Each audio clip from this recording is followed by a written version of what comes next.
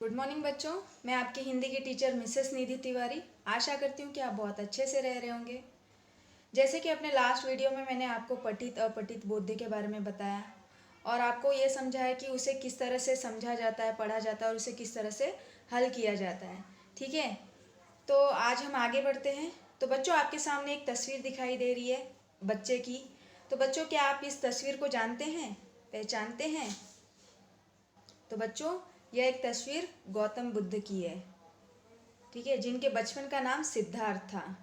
ठीक है, तो बचपन का नाम उनका सिद्धार्थ था, आप तो देख रहे हैं। तो आज मैं आपको गौतम बुद्ध की तस्वीर क्यों दिखा रही हूँ बच्चों? क्योंकि जो आज का जो हमारा टॉपिक है वो इसी से संबंधित है। आज हम सीखेंगे कि गौतम बुद्ध भी जैसे कि सफलता की ओर बढ़ते समय बहुत बार परेशान हुए थे, उन्हें डर लग रहा था, फिर वो कैसे सीख लिए और अपने जीवन में आगे बढ़े।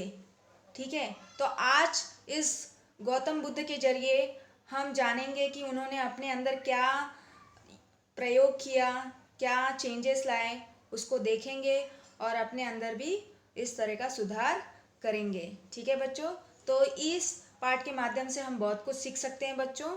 तो मेरा आपसे यही कहना है कि आप ध्यान से स्टोरी को सुनिएगा। बहुत ही अच्छा है ये स्टोरी और आपको शायद बहुत ही अच्छा लगे। ठीक है, चलिए आगे बढ़ते हैं।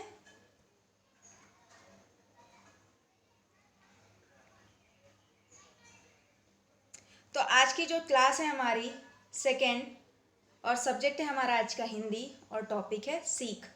सीख इस लेसन का नाम है। ठीक है, इस पाठ का नाम है। इस पाठ में हम महात्मा बुद्ध के बारे में जानेंगे।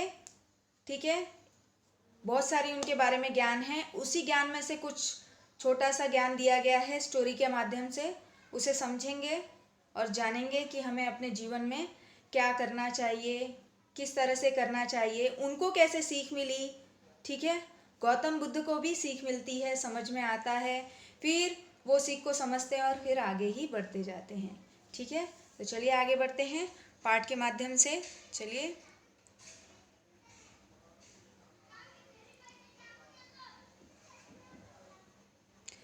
महात्मा बुद्ध के बचपन का नाम सिद्धार्थ था। जैसे कि अभी मैंने आपको थोड़ी देर पहले क्या बताया था कि महात्मा बुद्ध के बचपन का क्या नाम था, सिद्धार्थ था।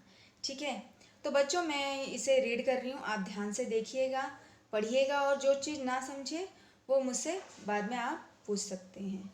ठीक है, अंडरलाइन कर लीजिएगा, रेखा खींच लीजिएगा कठिन शब्दों के नीचे।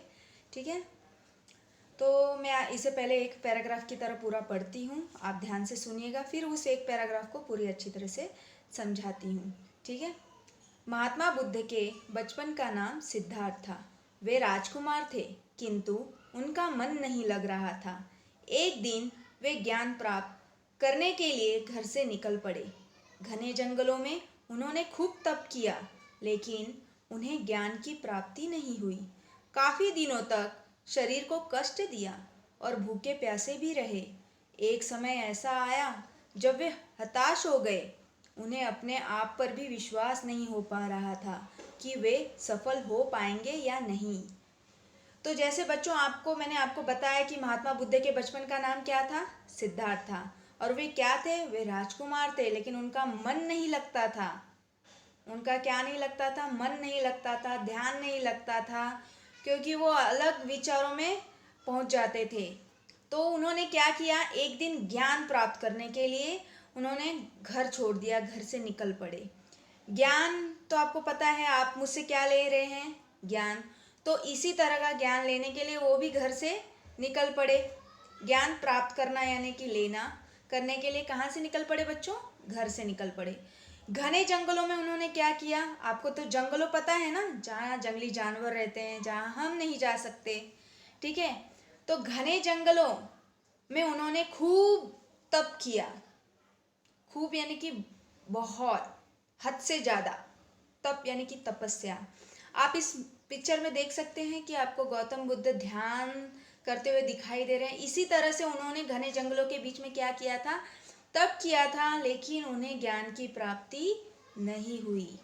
लेकिन उन्हें क्या नहीं हुई बच्चों, ज्ञान की प्राप्ति नहीं हुई। और फिर बहुत दिनों तक अपने शरीर को कष्ट दिया, भूखे प्यासे रहे। भूखे प्यासे रह के वो तप करते थे, तपस्या करते थे, ज्ञान प्राप्त करने के लिए उनको जो करना था वो कर रहे थे, फिर भी उनको सफलता नहीं मिल रही थी। और एक समय ऐसा आ गया कि जब वे हताश हो गए। हताश होना यानी कि बच्चों निराश होना। जैसे कि आपको कोई सम दे दिया जाए, मैथ्स का सम दे दिया जाए या इंग्लिश ग्रामर दे दिया जाए, आपको नहीं आता है, या फिर हिंदी ले लीजिए, हिंदी के कठिन शब्द दे दिए जाएं और आप अगर नहीं लिख पाते हैं तो आप क्या करते हैं बच्चों? आप हताश हो जाते हैं, निराश हो जाते हैं, है ना? तो ठीक उसी तरह महात्मा बुद्ध भी हताश और निराश हो जाते हैं। उन्हें भी समझ में नहीं आता कि अब मैं क्या करूं। मैंने भूखे प्यासे रहा, मैं खाना नहीं खाया, पानी नहीं पिया, अपने शरीर को बहुत दिनों तक तकलीफ दी। कष्ट देना यानी कि तकलीफ देना बच्चों। भूखे प्यासे यानी रहना यानी कि बिना भोजन के जीवन व्यतीत करना। तो वो ये सब कर चुके थे, फिर भी उन्हें वो चीज़ नहीं मिल पा रही थी जिसके लिए उन्होंने अपना घर बार छोड़ा था। और धीरे धीरे उन्हें अपने ऊपर से विश्वास नहीं हो पा रहा था कि वे सफल हो पाएंगे या नहीं। उनको ऐसा लगने लगा था कि अब मैं सफल होऊंगा, हो पाऊंगा या नहीं। अब उनको ऐसा लगने लगा था। ठीक है, आगे बढ़ते हैं बच्चों। विश्वास यानी कि भरोसा। ठीक है, आगे देखते हैं और क्या है। उसी क्षण महात्मा बुद्ध को प्यास लगी। उसी क्षण क्या हो गया? क्षण यानी कि समय। महात्मा बुद्ध को क्या लगी बच्चों? प्यास लगी। जैसे आपको भी जब आप खेलते हैं, बहुत कूदते हैं, मस्ती करते हैं, थक जाते हैं तो आपको क्या लगती है? प्यास लगती है। जब आप मैदानों में खेलने जाते हैं, दौड़ते भागते हैं, तो आप जब अपने क्लास में आते हैं तो सबसे पहले क्या करते हैं? सबसे पहले आप बोलते हैं कि मैम मे आई ड्रिंक। ठीक है, तो उसी तरह महात्मा बुद्ध को क्या लगती है? प्यास लग जाती है। उठकर एक झील के समीप पहुंच जाते हैं। कहाँ पहुंच जाते हैं? झील के समीप पहुंचते हैं। और वहां जाकर चलिए देखते हैं कि उस झील के समीप पहुंचने के बाद उनके साथ क्या क्या होता है। ठीक है, तो आपको इसमें क्या नहीं समझा बच्चों, उसके नीचे अंडरलाइन कर दीजिएगा। अंडरलाइन यानी कि रेखा खींच दीजिएगा। किंतु का अर्थ होता है परंतु, लेकिन। ठीक है, तो इस तरह से कुछ शब्द अगर आपको नहीं समझ में आए होंगे तो आपको क्या करना है? आपको रेखा खींचनी है। ठीक है, और मैं अगले वीडियो में लाइव सेशन के समय आपको उसका अर्थ समझा दूंगी। ठीक है, चलिए आगे जानते हैं कि क्या होता है। उनकी दृष्टि एक गिलहरी पर पड़ी। वह गिलहरी बार बार झील में डुबकी लगाती और बाहर आकर रेत में लेटती। पुनः झील में डुबकी लगाने दौड़ पड़ती। यह देखकर महात्मा बुद्ध को बहुत आश्चर्य हुआ।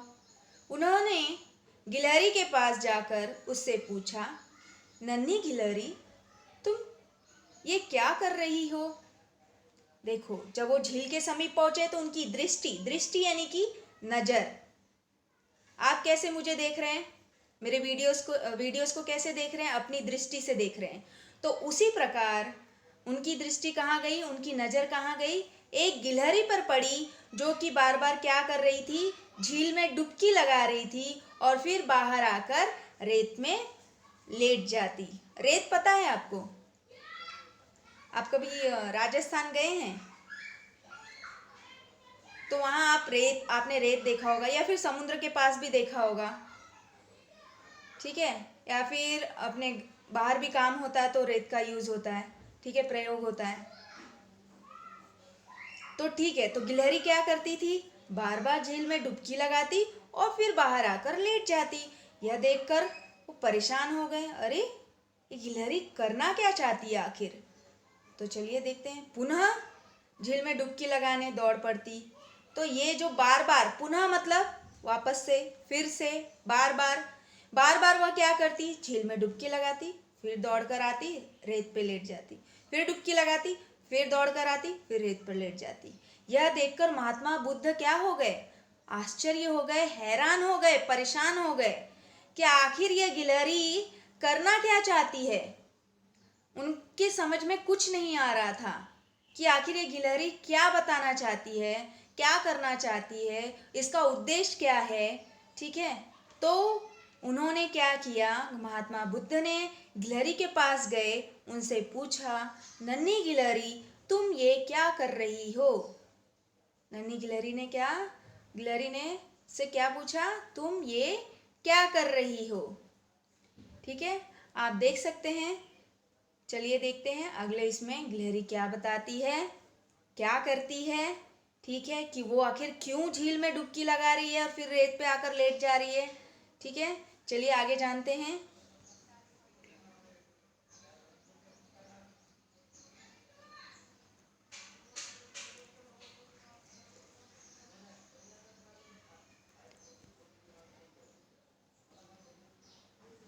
चलिए देखते हैं गिलहरी ने क्या बोला, जानते हैं बच्चों।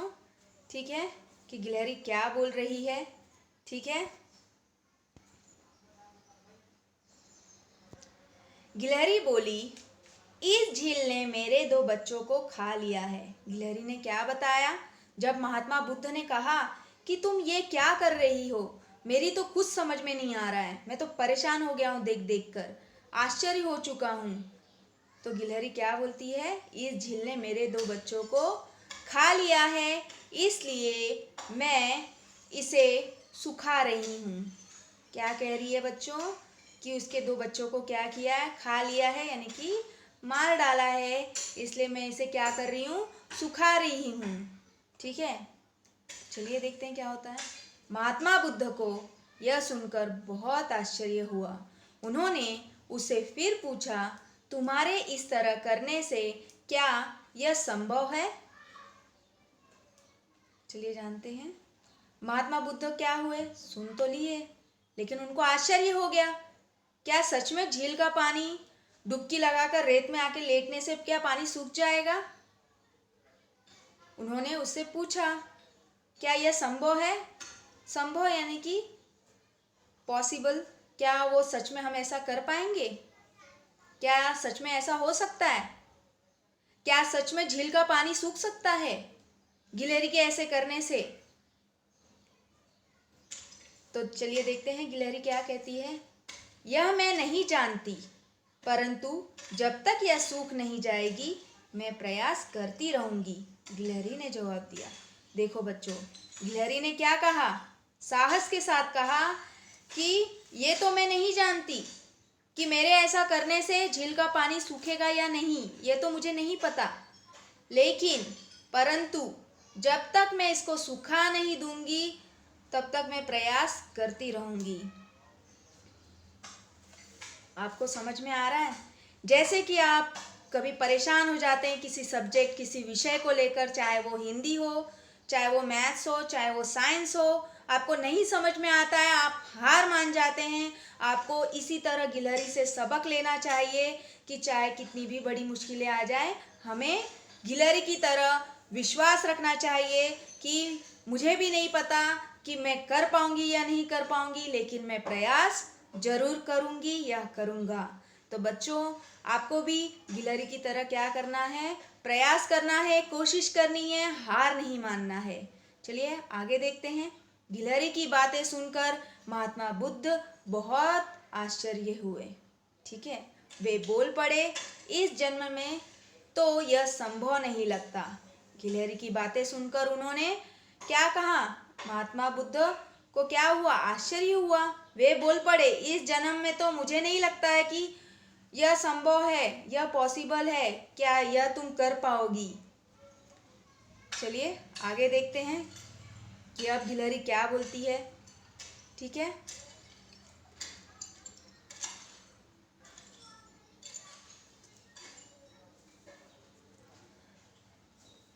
उनकी बात सुनकर गिलहरी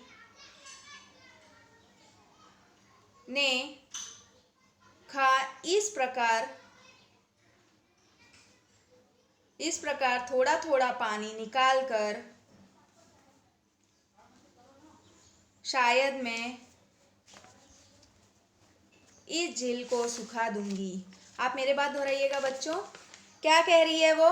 उनकी बात सुनकर गिलहरी ने कहा, इस प्रकार क्या कहा? उनकी बात सुनकर। जैसे ही महात्मा बुद्ध कहते हैं कि इस जन्म में तो यह संभव नहीं है, तो उनकी बात सुनकर गिलहरी कहती है कि मैं इसी तरह प्रयास करूंगी, मैं रोज आऊंगी और इस पानी में डुबकी लगाऊंगी और फिर बाहर रेत में आकर लेट जाऊंगी, तो इसी प्रकार थोड़ा थोड़ा पानी निकाल कर शायद मैं इस झील को सुखा दूंगी, ऐसा मेरा विश्वास है।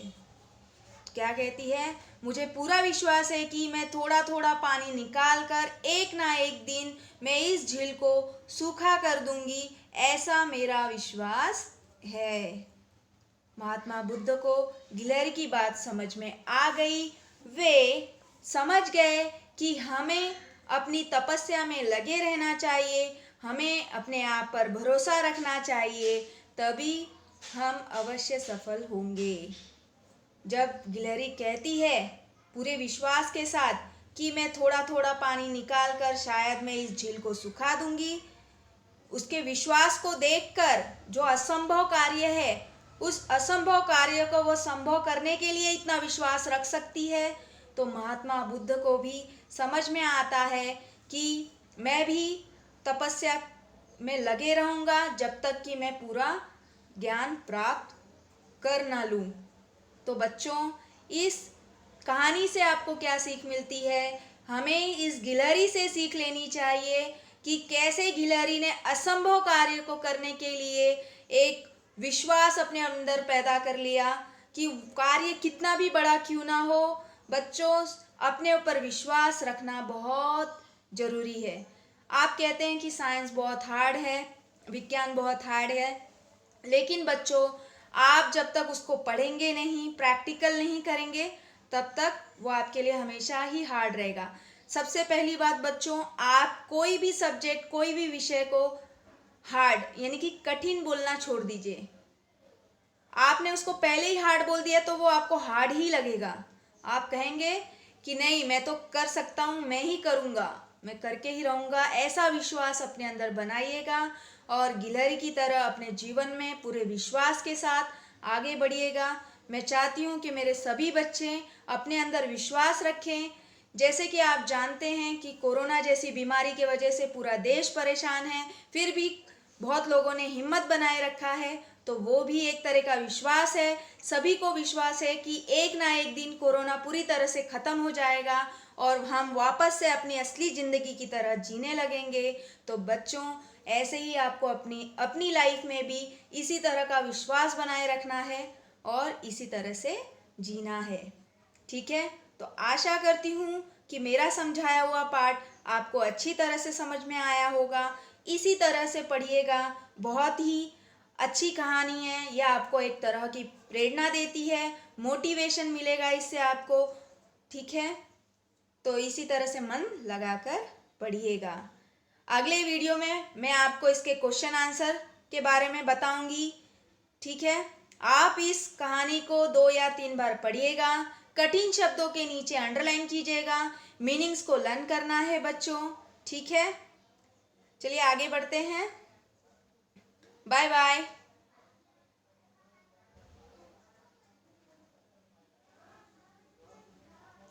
Thank you.